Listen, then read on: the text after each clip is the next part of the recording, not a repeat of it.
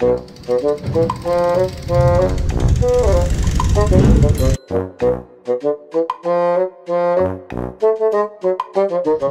ধরে রাইডে আমার প্রচণ্ড পরিমাণে সাইকেল থেকে নয়েজ আসছে। নয়েজটা কোনোভাবেই আইডেন্টিফাই করতে পারছি না যে কোন পার্টসটা থেকে আসছে, বাট অবশেষে ক্লিয়ার হতে পারলাম যে আমার বিবি সেট থেকে নয়েজ আসছে। এখন বিবি সেটটা যেহেতু একটু পুরানো হয়ে গেল, 1500 কিলোর মতো রান করলো, তো এখন আমাকে বিবি সেটটাকে ওয়াশ করতে হবে, অর্থাৎ একটু গ্রিজিং করতে হবে।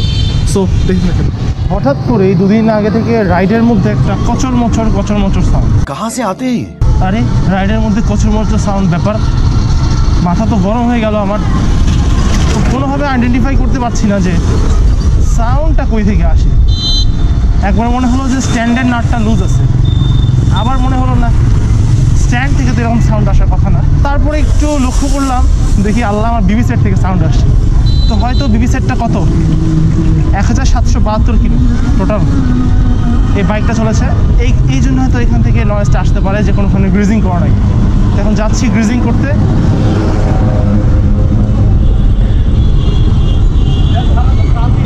অ্যান্ড দেখি গ্রিজিং করে নেওয়ার পরে এটার কি সেম সমস্যা থাকে কি না। পরে ভাই আজকে যা রাস্তায় ট্রাফিক,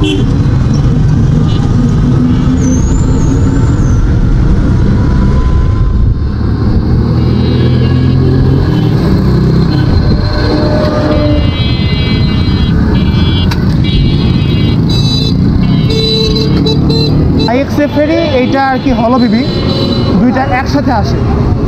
তো ওই বিবিটাই লাগানো আমার প্রথম থেকে।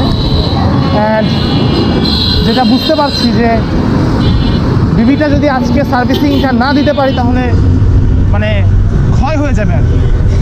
গ্রিজ নাই তো, বারবার প্যাডেল দিচ্ছি তো ক্ষয় হয়ে যাবে। তো যার কারণে আর কি করতে হচ্ছে,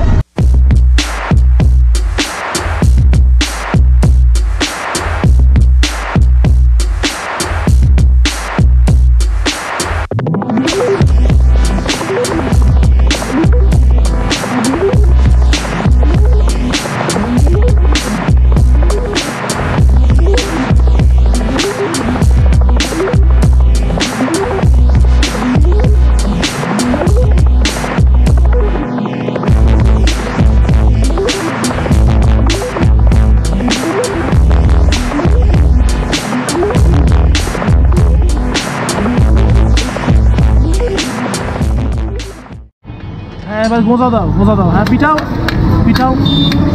ভেঙে ফেলে দাও।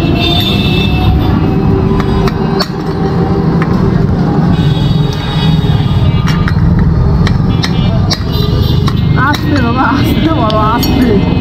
বিবি সেটের মধ্যে অনেক বালু, হ্যাঁ এত বালু কই থেকে আসলো আমার জানা নাই, বাট বিবি সেটটা যখন ওপেন করে প্রচণ্ড বালু ছিল। আর এগুলোর মধ্যেও বেশ বালু ক্লিন করা। এই হচ্ছে আমার বলের অবস্থা। বল দেখতে পাচ্ছি ওকে আছে, বাট একটু গ্রিজটা কম, কন্ডিশন ওকে। আপনারা আপনাদের যে বিবি সেটটা আছে সেটা মাসে 6 মাসে একবার করে আর কি একটু গ্রিজিং করে নেবেন বা একটু সার্ভিস করে নেবেন, তাহলে মেজর কোনো প্রবলেম হবে না আপনার বিবি সেট থেকে। মানে স্পিডের মধ্যে আমার সব পার্টিকেলসগুলো আর কি ভিজিয়ে নেওয়া হচ্ছে, যাতে করে ভিতরে কোনো ময়লা থাকলে সেটা স্পিডের ঝাঁঝে বের হয়ে চলে আসে।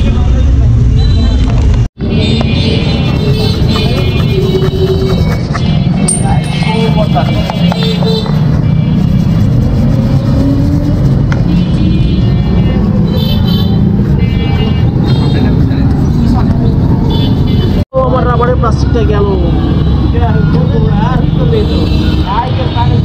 ব্যাপার না, দাদা আমাকে কোনোভাবে একটা চালায় দিবে, তাদের কাছে আছে মনে হয়, এটা হতেই পারে।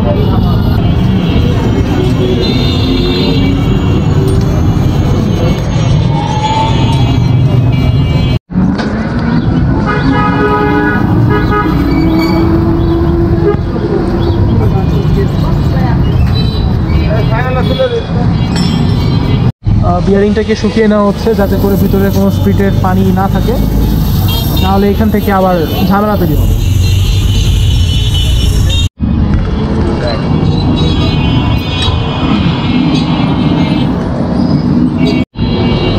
অলমোস্ট ডান, এখন শুধু জাস্ট গ্রিজিং এর পালা চলছে। Almost done.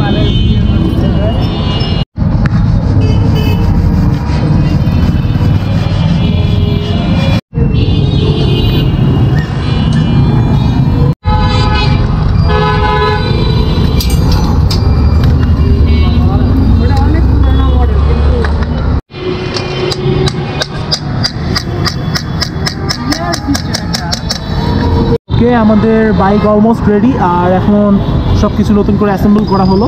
এরপর একটা টেস্ট রাইড দিব, টেস্ট রাইড দিয়ে দেখি কেমন ফিডব্যাক আসে। যদিও এটা এভাবে বোঝা যাবে না, কারণ একদম নির্জন জায়গা না হলে বোঝা যাবে না। আর এখানে তো যে মানে গাড়ি ঘোড়া। আর একটা জিনিস, যারা হলো ইউজ করেন তারা এই নাটগুলোকে অবশ্যই পর্যাপ্ত পরিমাণে টাইট দিয়ে রাখবেন, না হলে প্যাডেল করতে করতে আপনার ক্র্যাঙ্ক খুলে চলে যাবে। এমন টাইট দিব এলার প্যাচ কাটা যাবে, ওলার প্যাচ কাটা যাবে।